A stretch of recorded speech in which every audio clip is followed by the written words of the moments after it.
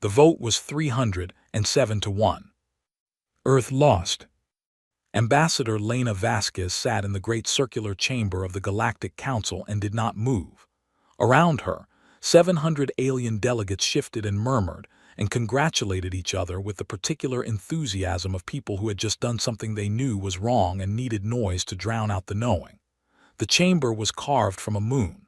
Its walls were 6 kilometers of polished obsidian that reflected everything back at you. Every face, every gesture. Every coward looking away from the one human sitting alone at the small round table near the back. She did not move. The Vethori delegate, a tall creature with 4 arms and a neck that curved like a question mark, descended from the speaking platform with the slow dignity of someone who had rehearsed this moment. His name was Councillor Merv, and he had spoken for 2 hours before the vote. He had used words like necessary realignment and resource distribution equilibrium and the difficult arithmetic of survival. He had spoken these words in a voice that was soft and reasonable and almost kind, the way a surgeon might explain an amputation, as if the calm of the explanation changed what the knife was going to do. The resolution was simple. Earth's solar system, its asteroid belt, its outer planets, their moons, was hereby designated a common resource zone under Galactic Council jurisdiction. Extraction operations would begin within 6 standard cycles. Earth itself was to be reclassified from emerging sovereign world to protected observation territory, which was a title that sounded generous and meant nothing. It meant humanity would be watched. It meant humanity would not be consulted. It meant the door that had taken 300 years of striving to open had just been shut, locked, and the key thrown into something with no bottom. Merv passed her table on his way out. He paused, his 4 arms folded across his chest in the Vethori gesture of formal acknowledgement, which looked, to human eyes, like a man hugging himself very hard. "Ambassador Vasquez," he said, "you understand this is not personal." She looked at him for a long moment. "It never is," she said. He walked away. The chamber emptied around her in layers, delegates filtering out through a dozen archways, their conversations already moving past the vote to other business, to dinner plans, to the next thing. The resolution was done. It was filed. It was real. The machinery of galactic civilization had chewed through one more agenda item and would move on to the next without breaking stride. Lena sat there until the chamber was empty. Then she opened the small communications terminal built into her table, bypassed 3 levels of council network protocol with codes that were not supposed to exist, and connected to a channel that was also not supposed to exist. "It passed," she said. The voice on the other end was a man named Admiral Jorah Chen, and he had been waiting in a ship that was also not supposed to exist, in a location that was not on any chart the Council had access to, for exactly this call. "How bad?" he said. "Everything outside Earth orbit, full extraction rights, we've been reclassified to observation status." A pause, not the pause of a man who was shocked. The pause of a man confirming what he already suspected and allowing himself exactly 3 seconds to process it before moving on. "Did they offer anything?" Merv said it wasn't personal. "Right," another pause shorter. "Lena, come home." She closed the terminal, stood, and walked out of the chamber of the Galactic Council for the last time. 300 years. That was how long humanity had been trying. It had not started with ships or weapons or any of the things the other species remembered later when they tried to make sense of what happened. It had started with a signal, a mathematical sequence broadcast from a research station on Titan, picked up by a Vethori explorer ship passing through the outer system. The Vethori had debated what to do with it for 11 years. Then they had come to Earth. They had expected a primitive species. They found a species that had already mapped the human genome, split the atom, walked on their moon, built global communications networks, and written an extraordinary amount of poetry about loneliness. The Vethori did not know what to make of the poetry. They made polite notes about it and moved on. First contact was careful and formal, and required 14 years of negotiation just to establish a shared language framework. Humanity threw itself into that project with a focus that unnerved even the Vethori linguists, who were used to being the smartest people in most rooms. Humans turned out to have an almost pathological gift for language acquisition. They did not just learn Vethori standard. They learned it, then requested access to 11 other council languages, then learned those, then started asking questions about the grammatical structures of languages that had not been spoken for centuries by species that had not existed for longer. It took them 4 years. The Vethori filed a report with the council. The council noted it. The council moved on. Humanity was admitted to the Galactic Council as an observing member 40 years after first contact. Not a full member, observing. They could attend sessions. They could speak when called upon. They could not vote. They received a small table near the back of the great chamber carved from a moon, and they sat at it for 260 years, speaking when called upon, watching, waiting. The other species were not cruel. That was the thing Lena had come to understand, sitting at that table through decade after decade of sessions. They were not cruel. They were just thoroughly, completely, almost incomprehensibly certain that humanity did not matter very much. Earth was small. Its sun was unremarkable. Its people were young, clever in certain narrow ways, emotionally erratic by council standards, prone to war among themselves, prone to large feelings they could not always explain, prone to making art about things that had no survival value. The council found them interesting the way one might find an unusual insect interesting. Full membership had been on the table 17 times in 260 years. 17 times it had failed to pass. The reason given was always different. Humanity had not met the technology threshold. Humanity had not demonstrated sufficient political stability. Humanity had not resolved its remaining territorial disputes. Humanity had not achieved the minimum population distribution across multiple star systems. Each time, the goalposts moved, and humanity went home and met the new standard and came back and found new goalposts. By the time Lena Vasquez was appointed ambassador, the 34th human to hold the title, she had stopped believing the goalposts were real. She had started to understand that the council did not want humanity to meet the standard. The council wanted humanity to stay small and manageable and slightly behind, because a humanity that was fully in the room was a humanity that would have opinions and cast votes and complicate things. She had served 12 years working within the system. She had asked, argued, negotiated, presented papers, built coalitions, called in favors, made the case in every language the council possessed. 307 to 1. She understood now. They had never intended to let humanity in. They had needed the asteroid belt for 30 years and had been patient enough to wait for a vote that would look legitimate. The reclassification to observation territory was not a side note. It was the main event. They were not just taking the resources. They were ensuring humanity could not object in any forum that mattered. They had calculated, with the cool arithmetic Merv had described so pleasantly, that humanity would have no choice but to accept it.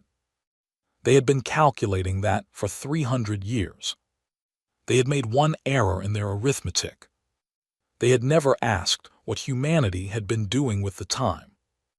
The ship was called Unbroken, not officially. Officially, it had a designation that was a long string of numbers and letters that meant nothing, assigned by a project office whose own name was classified above the level of most governments on Earth. But the engineers who built it, who had spent 19 years in a shipyard carved into the dark side of a remote asteroid no council survey had ever flagged as interesting, called it Unbroken, and the name stuck. It was not the only ship. There were 11 of them. While humanity had been sitting at its small table near the back of the council chamber, attending sessions, speaking when called upon, watching, learning, it had also been building, quietly, with the particular patience of a people who had spent 3 centuries absorbing the lesson that patience was the only thing they could afford, because everything else cost leverage they did not have. The engineers who designed Unbroken and her 10 sisters had grown up reading council technical databases, which humanity had been granted limited access to as a courtesy of observing member status. They had read those databases the way someone reads a map of a country they intend to visit, carefully, systematically, looking not just at what was there, but at the gaps, at the things that were not included, at the edges of council technology, where no one had pushed because no one had needed to, because no one had been hungry enough. Hunger, it turned out, was a significant engineering advantage. Unbroken was 30 kilometers long, not unusually large by council standards.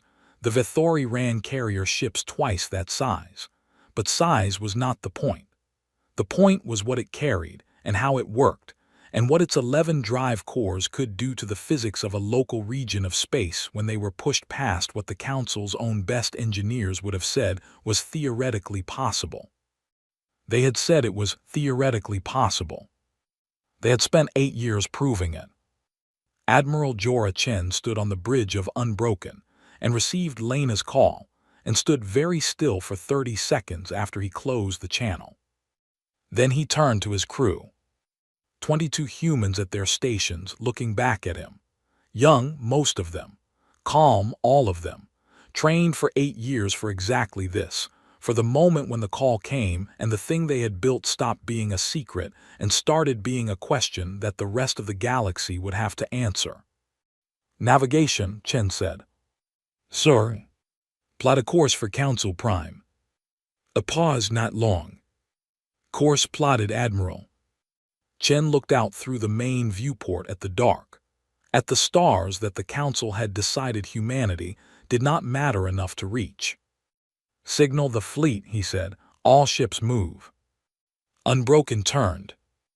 And in 10 other dark and hidden places in the outer system, 10 other ships that were not supposed to exist turned with her, and together they fell toward the light.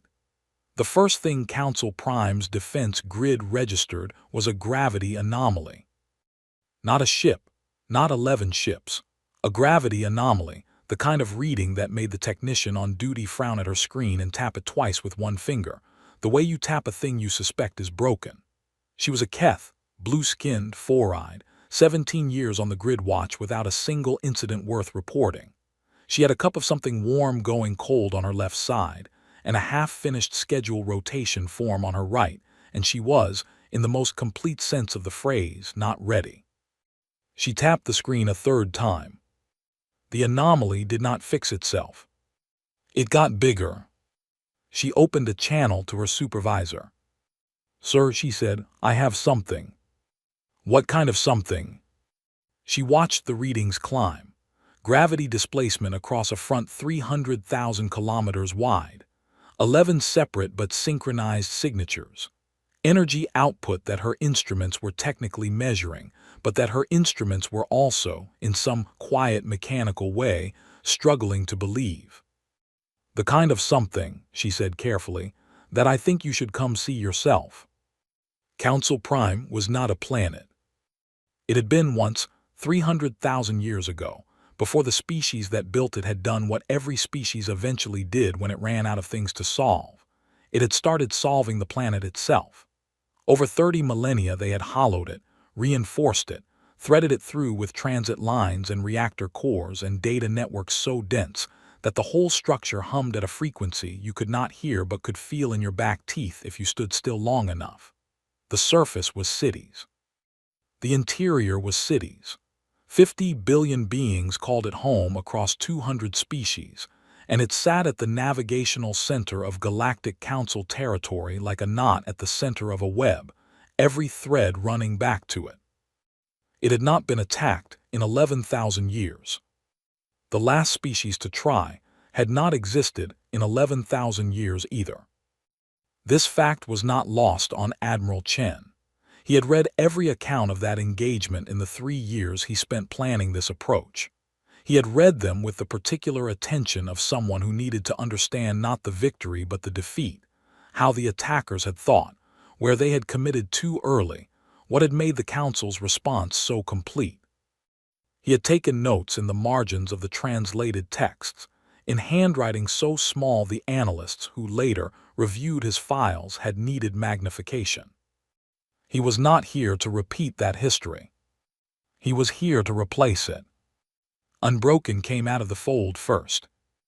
A fold was what the engineers called it, the drive technology that humanity had spent 8 years proving was possible and 12 years learning to weaponize. It did not move a ship through space. It moved space around the ship, compressing the distance between 2 points until they were effectively the same point, and then releasing. The math was elegant. The physics were violent. And the visual effect from the outside was something that no one in council space had seen before because no one in council space had built the drive before. A point of darkness that opened like an eye, and then a ship that fell out of it, already moving, already oriented, already exactly where it intended to be. 30 kilometers of ship. 11 seconds of silence on every council frequency. Then 10 more eyes opened in the dark around it, and 10 more ships fell through. Councillor Merv was in a breakfast meeting when his personal communicator went off. He ignored it. It went off again. He excused himself from the table with the particular smooth grace of a man who had spent 40 years making exits from rooms look deliberate, walked to the corridor, and answered. The voice on the other end was the Defense Coordination Director. Her name was Vel Orath, and she had held the position for 22 years, and in 22 years she had called Merv's personal communicator exactly once before, during a reactor failure in the transit district that had killed 9 people and knocked out communications for a sector. She did not call personal communicators for small things. "How many?" Merv said, because the look on her face through the small screen told him the shape of the news before the words did. 11, Vel Orath said. "Our fleet response time." "That's what I'm calling about." A pause, the kind of pause that had weight in it. "Counselor, their first ship came out of fold 40,000 kilometers from Defense Station 7. Merv knew Defense Station 7. Everyone in the Council's security structure knew Defense Station 7. It was the closest hardpoint to the standard Council Prime approach corridor. It was positioned exactly where any attacker would need to pass through. It had been positioned there for a reason, and the reason was that no ship had ever been able to fold that close to a gravitational body the size of Council Prime. The interference was too severe. The margin of error in fold navigation at that range was, according to 300 years of established physics, unsurvivable. Their second ship, Vel Orath continued, came out 41,000, their third at 39. The variance across all 11 ships was less than 2,000 kilometers. Merv stood in the corridor outside his breakfast meeting and looked at the wall. "They've solved fold precision," he said. It was not a question. "At a level we do not have," Vel Orath said. "Counselor, Station 7's targeting solution had a 6-second window when Unbroken emerged. Standard protocol. We fired." And another pause. Their shielding absorbed it. Merv was quiet for 3 seconds. "Send me everything," he said, "and get me a line to the human ship." Chen received the hail 40 minutes after emergence. 40 minutes. He had expected faster. He had planned for faster. The 40-minute delay was itself a data point. It meant the Council had spent 40 minutes doing something before opening a channel, and what they had been doing was running every weapon they had at station range and watching it not work, and now they were adjusting their approach. He respected that, the adjustment, not the weapons. He accepted the channel. Merv's face appeared on the main screen, 4 arms folded across his chest, the same posture as the Council chamber, composed, reasonable, the surgeon about to explain the knife. "Admiral Chen," he said, "I confess you have surprised us." "I know," Chen said. "May I ask what you intend?" Chen considered the question. It was, he thought, a good question. Honest in a way Merv had not been honest in the council chamber. "May I ask what you intend? Not you must stand down, or this is an act of war, or we demand you explain yourselves. May I ask?" The question of a man who had just watched his station's weapons absorbed like weather and was recalibrating. "We intend to be heard," Chen said. "You had a vote, 307 to 1. You took our solar system. You reclassified us. You made a decision about what humanity is worth, and then you made it permanent in law with no appeal." He paused. "We are the appeal." Merv's four arms shifted. "What you are doing is illegal under council charter." "We are not a council member," Chen said. "You saw to that." A silence on the channel. "What do you want?" Merv said. "A new vote," Chen said. "Full membership. Restoration of our sovereign rights over our solar system. And a formal review of every resolution passed in the last 300 years that was shaped by the assumption that humanity would not be in the room to object." Merv looked at him through the screen for a long moment. "And if the council refuses?" Chen did not answer right away. He turned slightly and looked at his navigation officer. She was a woman named Yara Osai, 29 years old, who had grown up in a coastal city that regularly flooded because the warming earth that the council had found so unremarkable had not finished with it yet. She had a photograph of that city, the old one, the one before the flood walls, folded in her left breast pocket. She had carried it for 11 years. She looked back at him. Her face said nothing that wasn't already settled. He turned back to the screen. "Then we will show you what we built while you were deciding we didn't matter," he said. "And you will vote again. And this time you will understand what the vote actually costs." Merv's four arms unfolded from his chest. It was the first unguarded gesture Chen had seen from him, the Vithori equivalent of a man who had just sat down very hard in a chair. "I need to consult the full council," Merv said. "You have 6 hours," Chen said. He closed the channel. What followed in those 6 hours was not what the council expected. They expected the fleet to hold position, to wait, to perform the patience that humanity had demonstrated for 300 years, that deep institutional stillness of a species that had learned to absorb refusals and come back. Instead, Unbroken moved. Not toward Council Prime, not toward any defensive installation. It moved to the edge of the shipping corridor that fed Council Prime its primary resource stream from the outer belt stations. The same resource stream that the Resolution had been designed to expand using Earth's asteroid belt, and it stopped there. And sat there. It did not fire, it did not broadcast threats. It sat in the corridor the way a stone sits in a river, and the ships that had been inbound to Council Prime along that corridor saw it and stopped, and the ships behind those ships stopped, and within 4 hours, there was a line of freighters and transports stretching back 11 light minutes that was not moving, and was not going to move because no freight captain in the galaxy was going to test whether 30 kilometers of human engineering would hold its position. The Council's Economic Analysis Office sent Merv a report 2 hours into the standstill. The report was 3 pages. The first page was data. The second page was projections. The third page was a single paragraph that, stripped of its formal language, said, "If this continues for 30 days, Council Prime faces a resource shortage that will require emergency rationing across 40% of residential sectors." 30 days. Not years, not decades. 30 days. Merv read the paragraph. He read it again. He set the report face down on his desk. He had spent 40 years in the council. He had written resolutions and voted on resolutions and negotiated resolutions, and he understood, at a level that was almost physical, the way that power worked in the galaxy. Power was not ships. It was not weapons or shields or fold drives that broke the rules of physics. Power was the ability to make the cost of opposing you higher than the cost of accommodating you. Humanity had just made the cost of opposing them extremely clear. And they had done it without firing once. He picked up his communicator.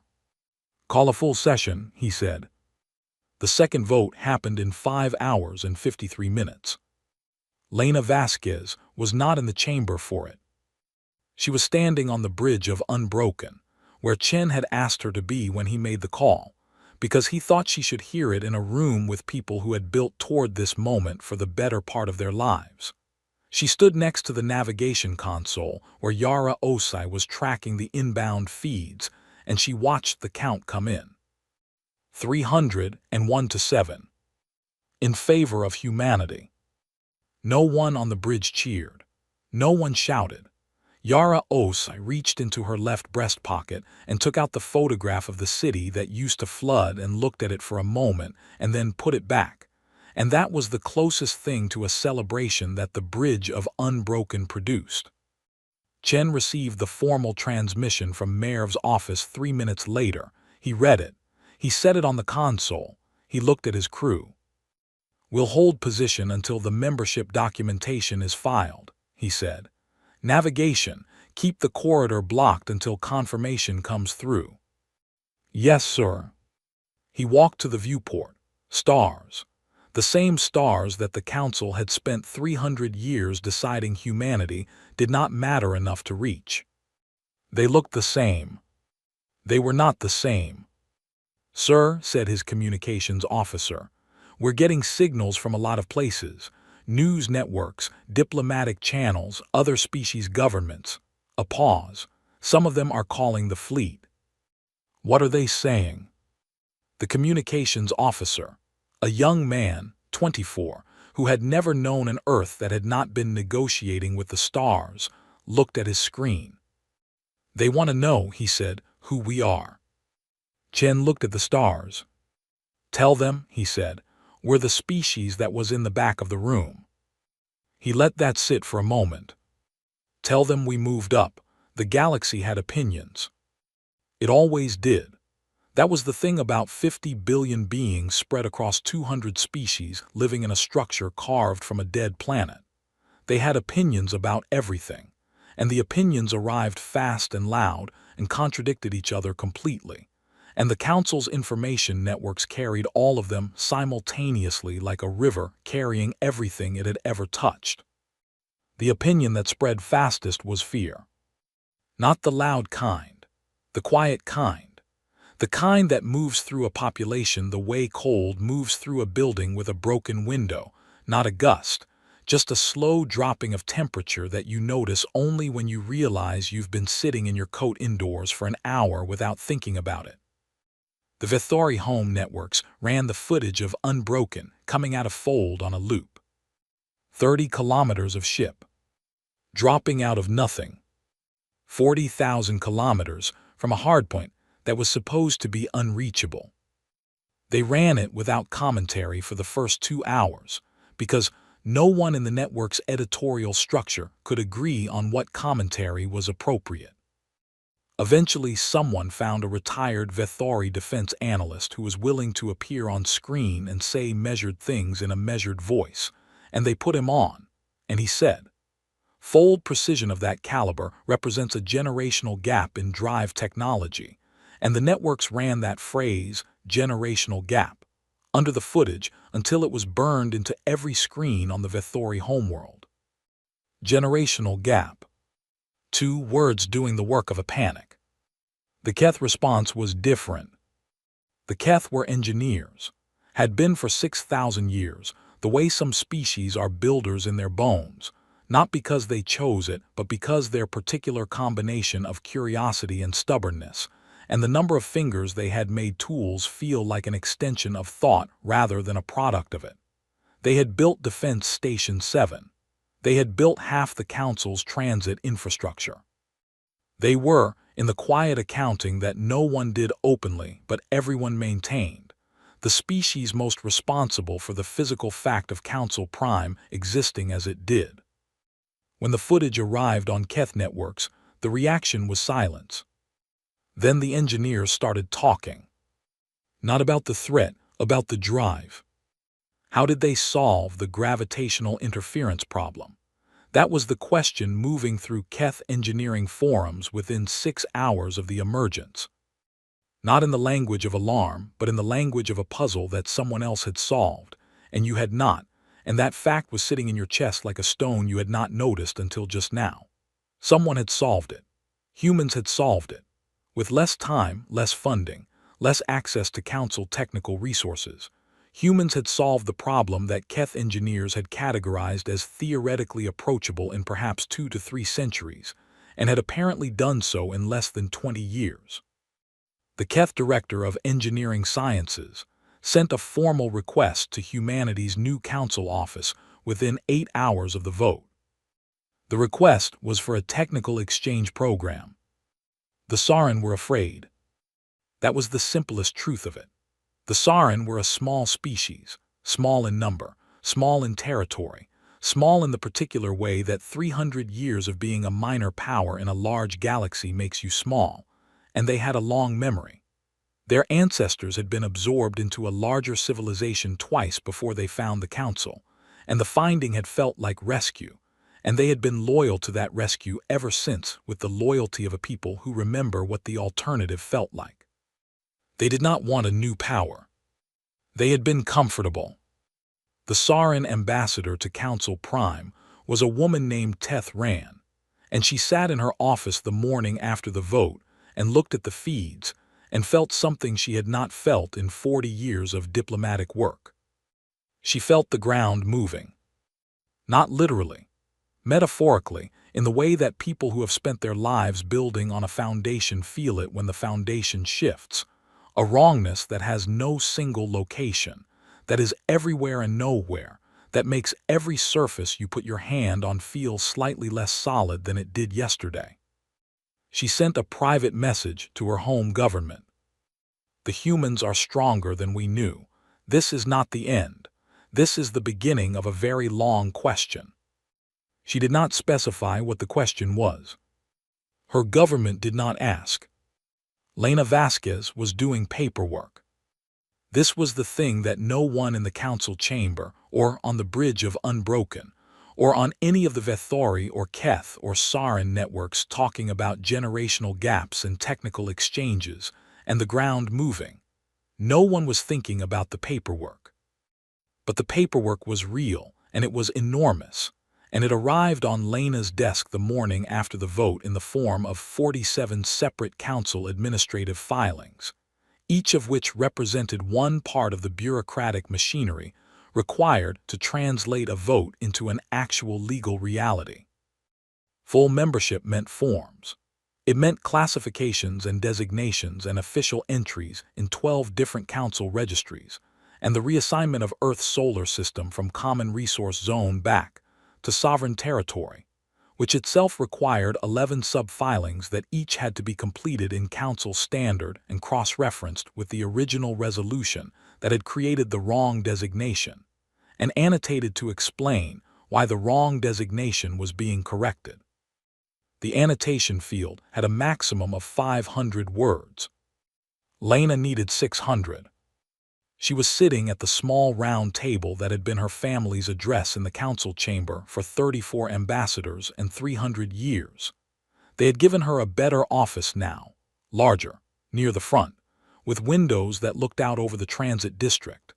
But she had come back to this table because the new office did not have a chair that fit her right, and because she did not trust things that were given to her quickly after 300 years of being given nothing. Councillor Mayer found her there. He came without his staff, without the formal posture.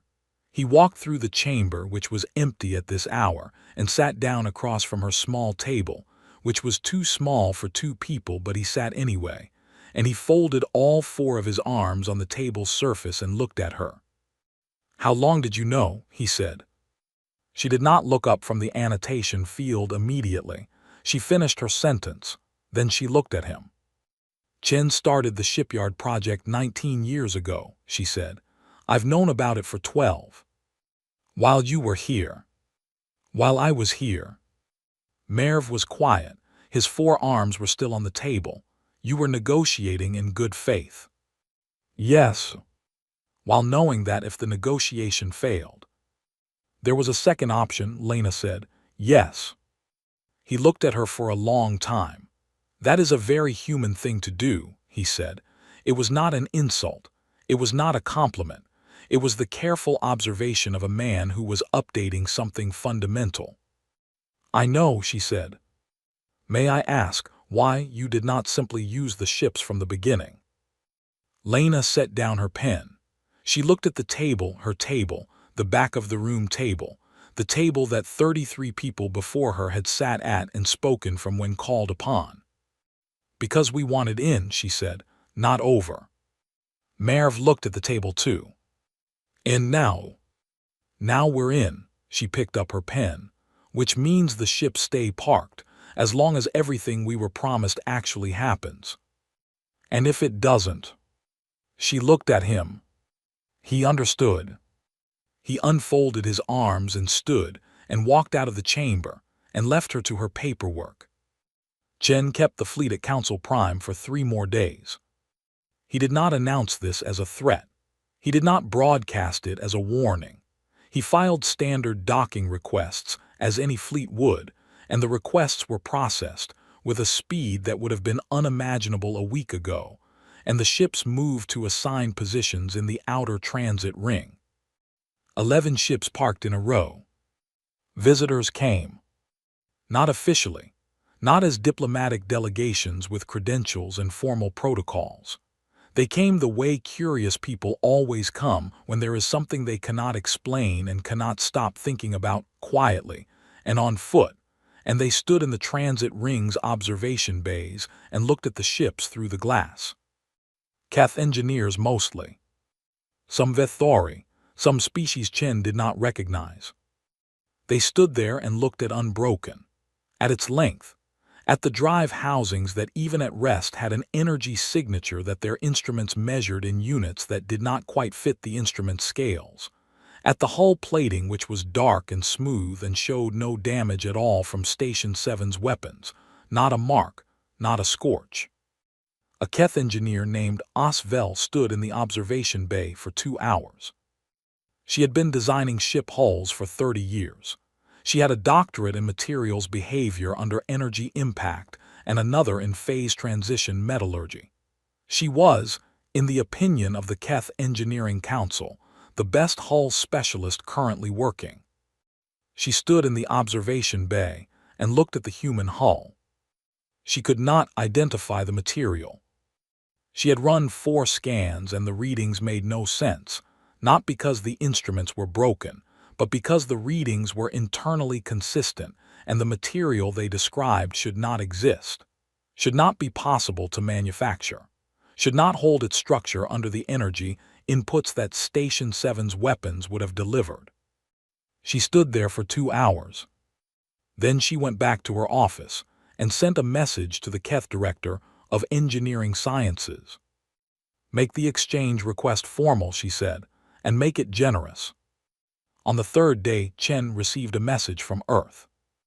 Not from the government, not from the military command structure, from his daughter, who was 9 years old and lived in a city that used to flood and now had flood walls and was currently, according to the message, in the middle of a school project about the Galactic Council and had a question. The question was, Dad, are we going to be okay now? He read the message twice. He was sitting in his quarters on Unbroken, in the dark, with the viewport showing the transit ring and the observation bays, where even at this hour there were shapes standing at the glass, looking. He wrote back. I think so, he said. Tell me about the project. She messaged back in 4 seconds because she had been waiting. She told him about the project.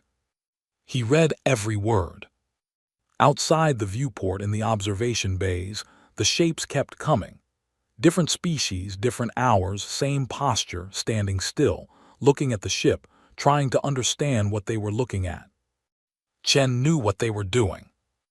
He had done it himself once, standing in the shipyard in the dark, looking at the hull of Unbroken before her first systems test, trying to hold in his head the full fact of what they had made.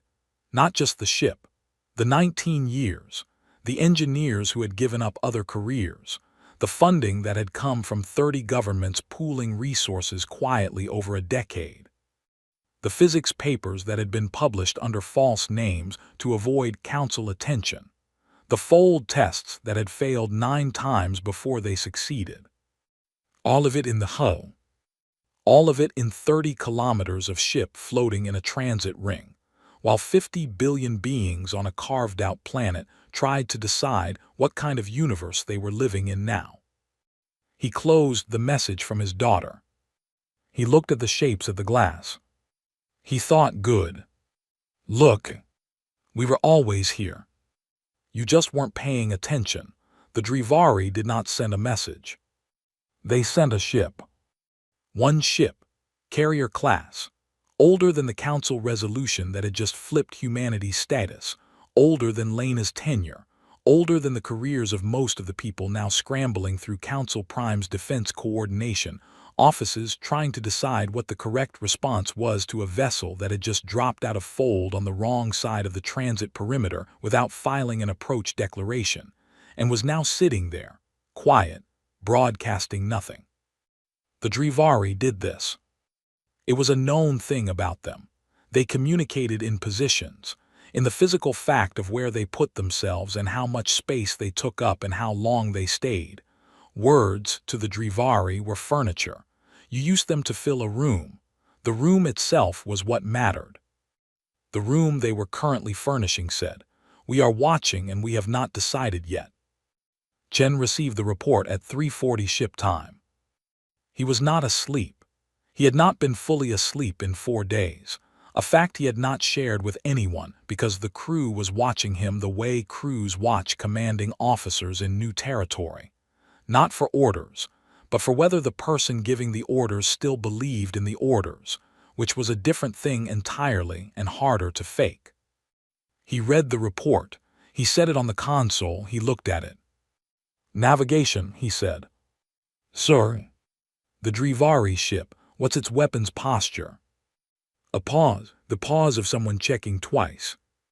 "All systems cold, Admiral."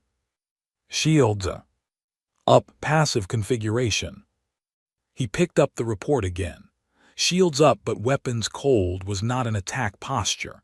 It was not a retreat posture. It was the posture of something that had walked into a room and put its back against the wall and was watching the exits. He understood that posture. He had spent 19 years in it. "Hold our position," he said. "Do not hail them, do not move toward them, do not move away." His communications officer turned. "Sir, Council Defense is requesting we." "I know what they're requesting," Chen said. "Hold." The Drivari had not voted.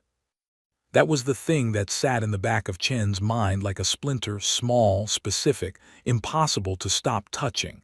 307 to 1. One was Earth. The Drivari had abstained, not voted against, not voted for, abstained, filed a formal declaration of non-participation and left the chamber before the count. He had read the abstention 3 times when Lena forwarded it. He had underlined the word non-participation. Abstentions happened. Species abstained for political reasons, for resource reasons, because they didn't care, because caring cost something they weren't ready to spend. But the Drivari abstention had come with a declaration, which was unusual, and the declaration had contained one sentence, which was, "This council is making a decision it will not be able to unmake." Not a moral objection. A prediction. The Drivari ship stayed for 6 hours. It did not communicate. It did not maneuver. It held its position at the edge of the transit perimeter and ran its passive sensors and watched, and Unbroken held its position and did not hail them and did not flinch. And the 2 ships sat across that distance from each other like 2 people who have something important to say and have agreed without discussing it that the first one to speak loses something. On the 5th hour, Chen's communications officer said, "Admiral." Quietly, The way you say a word when you are not sure it's the right time for the word. Chen looked at him. The Drivari ship is running a scan on us. Active, detailed. They're not hiding it. I know, Chen said. He had seen the scan initiate 20 minutes ago and said nothing because saying something would have changed what the scan meant. Let them look. That was the point. Let them look. He knew what they were going to find because he knew what was in the hull. He knew the drive specifications. He knew the shield output. He knew that an active detailed scan of Unbroken at this range, run through Drivari sensor systems that were, he would give them this, genuinely excellent, would produce readings that would take their analysts approximately 2 days to stop arguing about.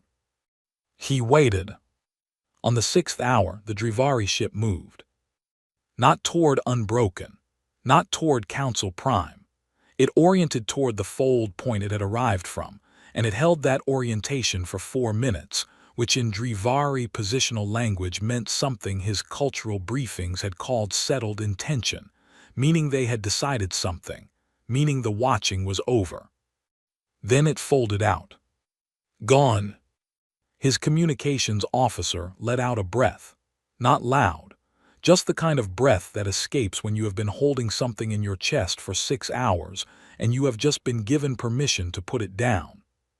What do you think they decided? He said. Chen looked at the space where the Drivari ship had been. That we're real, he said. The Sethkai ambassador requested a meeting 2 days later. The Sethkai were not a species Chen had spent much time on in his briefings. Mid-tier power, 8 systems, long history of sitting with whichever coalition was currently winning, which was not cowardice so much as a very old and very practical policy shaped by the particular geography of sitting between 3 larger powers, and having learned across several thousand years that strong opinions were expensive. The Sethkai ambassador's name was something that did not translate well, and so everyone called him Reth, which he tolerated. Reth met Chen in a docking bay conference room on Council Prime. Small room. Round table.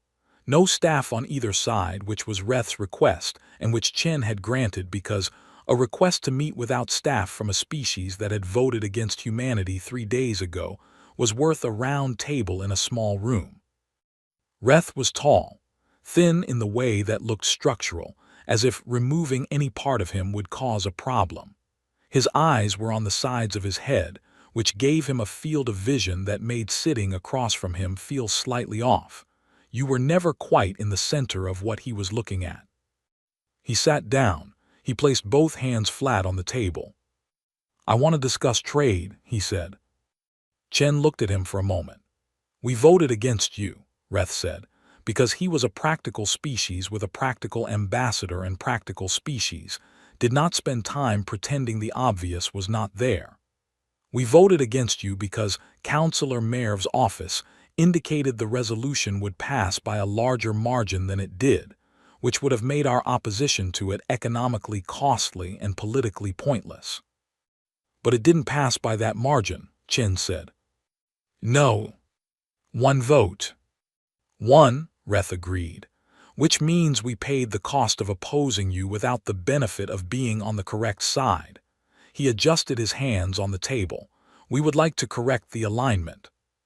Chen studied him, the side-set eyes, the structural thinness, the hands flat and open on the table which he had been told was a Sethkai gesture of disclosed intent. No weapons, no hidden cards, this is what I have, this is what I want. What kind of trade? Chen said. Access to your shipyard infrastructure. Chen was quiet. Not the designs, Reth said. Not the drives, the infrastructure, the construction methodology. Your shipyards produced 11 vessels of that class in 19 years with a workforce that the Council's intelligence community has now determined was approximately 40,000 people. A pause. The Keth built a carrier-class ship with 60,000 workers in 30 years. They are the best shipbuilders in Council space. Word, Chen said. The word landed in the room and sat there. Reth's side-set eyes moved slightly. Both of them. Together. a very small movement that Chen's briefings had characterized as the Sethkai equivalent of a blink of recognition. Reth agreed. Yes, that is the correct tense. He spread his hands slightly wider on the table. We have 7 systems and 8 billion people and 3 trade routes that run through Sethkai space that the larger powers have been managing the pricing on for 200 years. We have been, he paused, choosing the word, patient. And there it was. The thing under the table. Chen heard it the way you hear a frequency just at the edge of your range, not quite clear, but present enough to be certain. They were not here about trade. They were here because a species that had been patient for 200 years had just watched a species that had been patient for 300 years run 11 ships into the center of everything and flip a vote and not fire once. They were here because the thing they had been waiting 200 years for had just proved it was possible. Chen looked at Reth. "What are you actually asking?" he said.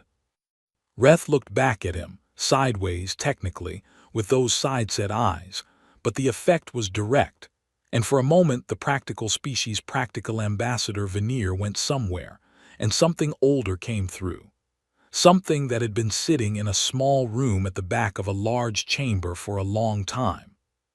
"We are asking," Reth said, "if there is room at your table." Chen did not answer immediately. He stood up, walked to the small viewport in the conference room wall that looked out at the transit ring, at Unbroken, at the other 10 ships in their row. He thought about Lena at her small table doing her paperwork with the annotation field that was too short. He thought about the engineers in the dark of the asteroid shipyard who had gone home to families they could not tell things to for 19 years. He thought about Yara Osei's photograph. He turned back. "We'll need to talk to our government," he said. "This is above my authority." "Understood." But he paused, picked the next words like you pick something fragile off a high shelf, unofficially, as one person who waited a long time talking to another. Reth waited. "The table we had," Chen said, "was too small. We're building a bigger one." He looked at Reth. "Show us you mean it. Vote with us on the resource zone reversal filing next session. When it costs you something, then we'll talk." Reth stood. Both hands came off the table. He held them open at his sides, which Chen's briefing said was the full version of the gesture, not just no weapons but no reservations. "Done," he said. He left. Chen stood in the empty conference room for a while. Then he went back to the bridge and started drafting a report to Earth that was going to be very long and very complicated, and was going to require a lot of people to read it and argue about it, and eventually decide things he was not authorized to decide alone. He was fine with that. Outside the viewport, Unbroken sat in the transit ring, and species that were not Keth and not Vethori stood in the observation bays now, different shapes, different sizes, all of them doing the same thing. Looking, recalculating, deciding which side of a very new history they wanted to be on before the choosing got expensive. Chen watched them through the glass. He thought, good. Come look. We've got room. The Murath fleet came in hot. No declarations, no hails, no positioning language, no abstention filed, no round table in a small room. 17 ships dropping out of fold in a spread formation. Weapons live, shields at maximum output, moving at a speed that said they had decided something before they left and had not reconsidered once on the way. 17. Against 11. The math was the kind that looked settled. Chen was on the bridge when the proximity alert fired. He had been on the bridge for 6 hours already, not because anything had been scheduled, but because he was a man who had spent 19 years building toward a moment and was constitutionally unable to be anywhere else when the moment had a chance of arriving. He looked at the formation on the tactical display. He did not move. "All ships," he said, "battle stations." The Murath had voted against humanity all 17 times.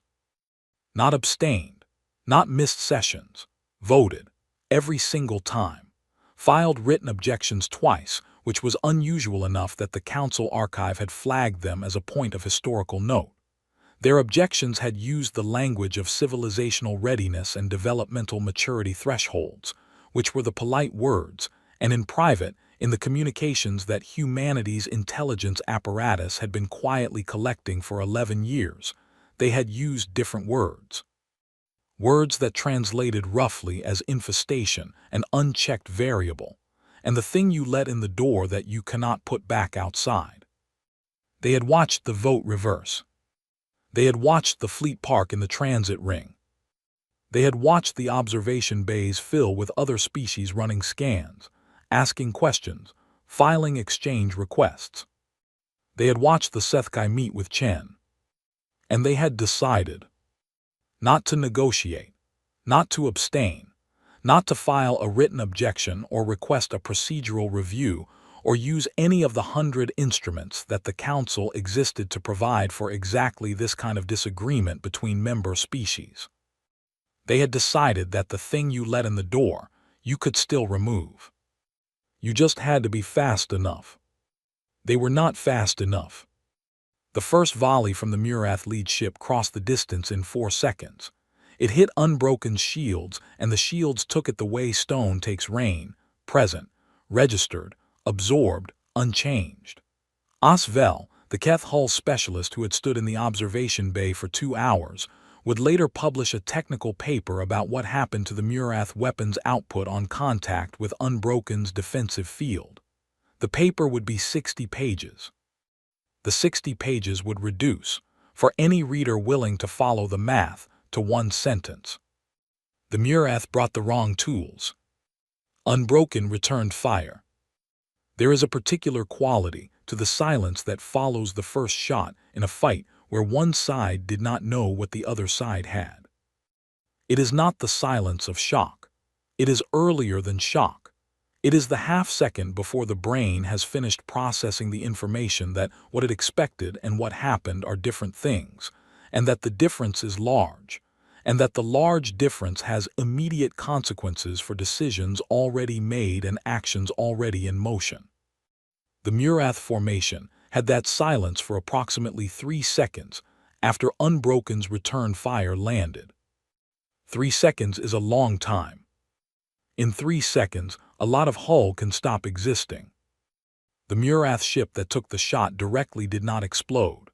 Chen had been very specific about that in the engagement protocols he had written over the past 3 nights, not because he was merciful, not exactly, but because an explosion left nothing to look at, and he needed the other 16 Murath ships to look at something.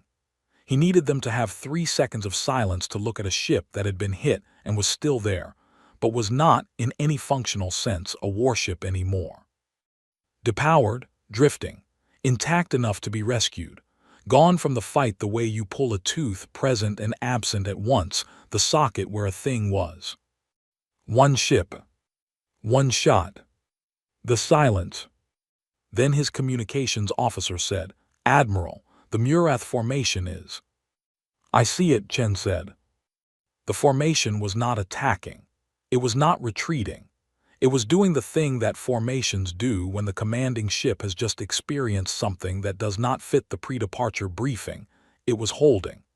17 ships minus 1, which was now 16 ships, holding position at firing range and not firing, which meant someone in that formation was making a decision, and making it fast.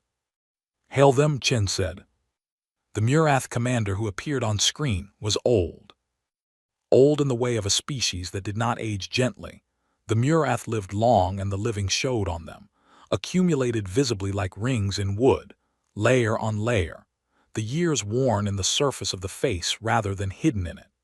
His name was Commander Sath, and he had 4 campaign decorations visible on his uniform, which meant he had been in 4 engagements the Murath considered significant, and the fact that he was still alive meant those engagements had gone well for him. He looked at Chen. Chen looked back. "You have 1 ship disabled," Chen said. I have 10 ships that have not fired. You have 16 ships that have fired one volley. A pause. Would you like to have a conversation, or would you like to find out what 10 ships firing looks like? Sath did not answer immediately. He looked at something to his left, off-screen, the tactical display probably, the readings from Unbroken's one shot, and his face did the thing that Merv's face had done in the council chamber, that Reth's face had done in the conference room, that the Keth Hull specialist's face had done in the observation bay. The thing where a thing you believe to be settled turns out to be unsettled. The recalculation, quiet, interior, happening behind the eyes. "What do you want?" Sath said. "Your fleet to stand down," Chen said. "All weapons cold, all shields passive. And then we talk. And if we don't stand down..." Chen looked at him.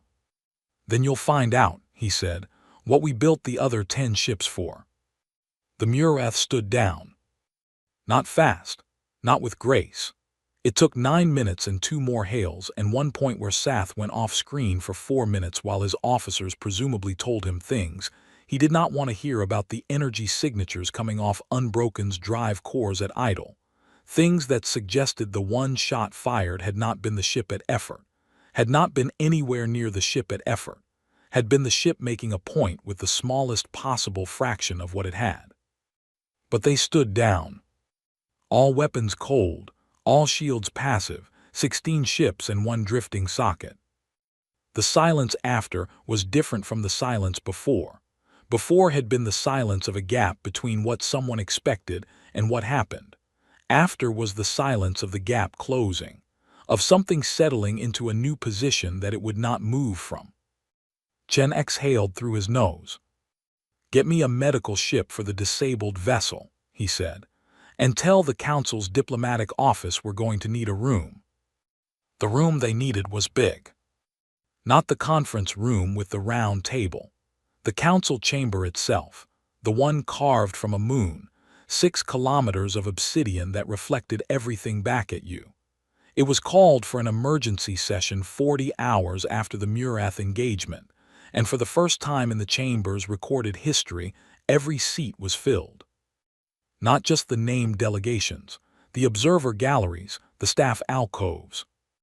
Every surface that a body could occupy had one on it, because the thing that had happened in those 40 hours, the footage, the readings, the detailed accounts from 16 Murath captains who had filed individual incident reports with varying degrees of disbelief in their language, had moved through council space at the speed that information moves when it is the kind that changes something fundamental, which is faster than any ship, faster than any drive, old or new.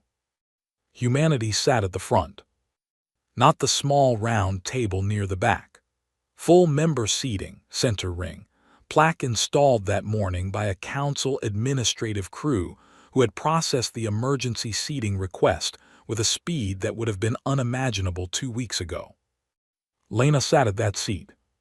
She sat straight, both hands flat on the table, the posture of someone who has stopped waiting. Merv opened the session from the speaking platform. He was composed. He was always composed.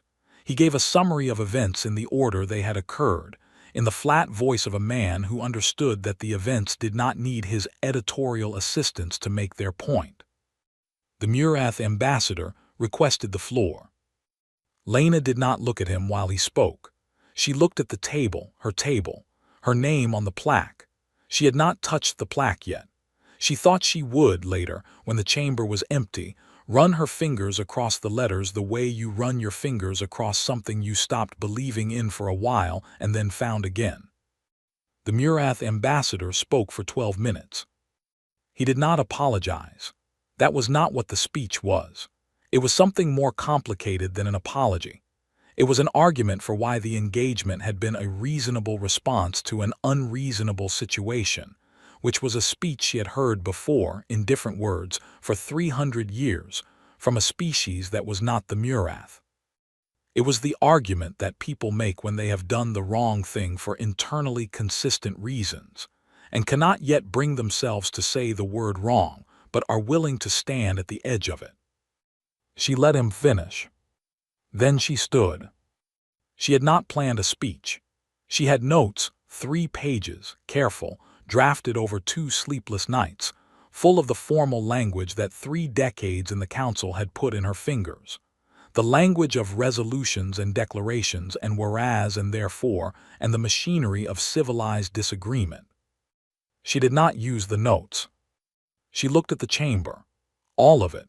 Every filled seat, every reflected face in the obsidian walls, every species that had voted and abstained and watched and run scans and stood in observation bays and filed exchange requests and threatened and backed down. 300 years, she said. The chamber was very quiet. 300 years we sat in the back. We spoke when we were called on. We met every standard you set and then met the new one when you moved it. We wrote papers in your languages. We learned your histories. We asked and argued and came back after every no. She paused. We were also building, not because we wanted war, because we understood very early that the only language that this chamber actually speaks fluently is the language of consequences. She let that land. The ships will remain, she said, not as a threat, as a fact, the way your ships are a fact, the way your stations are a fact. We are in this galaxy and we have been for 300 years and we are not going to be reclassified or resource stripped or voted small again. She looked at the Murath ambassador. And anyone who brings a fleet to test that fact will find out that we built 11 ships and stopped, not because 11 was the limit. She sat down. The chamber was silent for a long moment. Then the Sethkai ambassador, Reth, practical Reth, who had met with Chen and promised a vote, and delivered it 2 days ago at a cost that had already drawn 3 formal complaints from the Vethori trade bloc, put both hands flat on his delegation's table. Open, no weapons, no reservations. And he started to clap. It was not a human gesture. The Sethkai did not clap, but he had watched the human feeds. He had done his research. And he put his hands together and made the sound once, twice, and then across the chamber slowly. Something caught, not applause. Not exactly, different species expressing the same thing in different physical ways. A ripple of sound and movement spreading from the center ring outward through the galleries, until the chamber that had been carved from a moon and had reflected 300 years of humanity's exclusion was reflecting something different. Lena put both hands flat on her table. She looked at the plaque with her name on it. She did not cry. She had done all her crying already, over 34 years in this room, in languages that had no word for what it felt like to be the person at the small table near the back. She just sat there and let the chamber be loud for once. Chen received the feed on Unbroken's bridge. He watched Lena stand, watched her speak, watched Reth's hands come together. Around him, 22 people at their stations were watching the same feed on their secondary screens, watching it in the quiet way of people who did not want to be seen watching it, who had learned a long time ago to keep the important things close and still. Yara Ose was not watching the feed. She was looking out the viewport. At the stars. Chen walked over to her station, stood next to her, looked at what she was looking at. The transit ring, the ships, the observation bays still with shapes in them, species still coming, still pressing their faces to the glass. You think it holds, Yara said. Not a question exactly. The kind of thing you say when you already know what you think and you want to hear what the other person thinks to see if the two things match. Chen looked at the stars. He thought about his daughter's message, still unanswered in the back half of his queue, buried under 17 flag-level communications, and the Murath incident reports, and the Keth exchange proposal, and a formal invitation from the Sarin diplomatic corps that he had not yet opened. He thought about the engineers who had gone home to families they couldn't tell things to for 19 years. He thought about the 34 people who had sat at that small table, speaking when called upon, waiting, carrying forward the particular weight of being almost included. He thought about the 307 to 1. Yeah, he said. He did not say, Because we built 11 ships and they know we stopped counting. He did not say, because the Sethkai voted and the Keth want the exchange and the Drivari came to look and decided we were real. He did not say, because fear and respect are not the same thing, and we are going to spend the next 300 years making sure the galaxy learns the difference. He just said, yeah. And Yara Osai looked at the stars and said nothing back, which was the right answer. Unbroken sat in the transit ring. The shapes kept coming to the glass. And somewhere in a chamber carved from a moon, an ambassador whose name was now on a plaque sat at a table in the center of the room, and the room was loud, and it had taken 300 years to make it loud, and she let it be.